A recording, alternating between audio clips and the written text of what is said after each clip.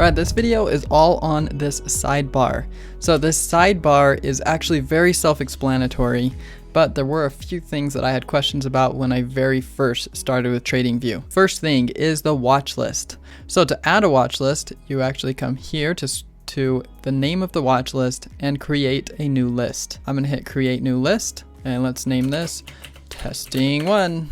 We'll hit save and now we have our own watch list. We can add them by hitting this symbol here and we can just hit add. So if I hit stocks, I can just start adding them like this, or I can type them in like this and you can just hit enter. So you can type in that, hit enter. Let's type in SPY, hit enter.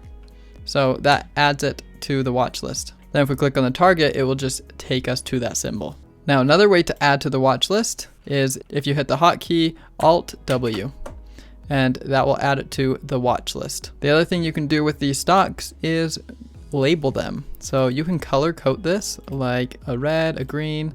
Let's make all these green. Let's make this one blue. And you can kind of color code your watch list. And then from there, you can make those separate watch lists. So I can look at the green list and it has those separated there. And then I can change these columns just by clicking here. There's only so many options, so I just leave mine default. And then if you look through it, it just gives you some stats down here that you can just look through. I mean, they're pretty self-explanatory. You've got performance, the earnings, some key stats like volume, and it is current volume for the day versus the 10-day average. Then alerts. You can actually click on them to go to the ticker that was alerted. You can also reactivate those alerts by hitting the play button right here, or you can clone that alert to create a new one. Search the alerts and you can sort them. And then down here is the alerts log that just gives you all the alerts that it's done.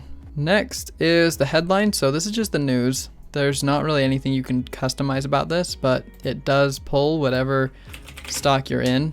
It will look for headlines for that stock. The data window just shows you all the data that's on the chart. This gives you a summary of all the different exchanges and you can thumb through that on. This is something that's really nice during earnings is this little calendar button, because then it gives you all of the earnings that are coming up.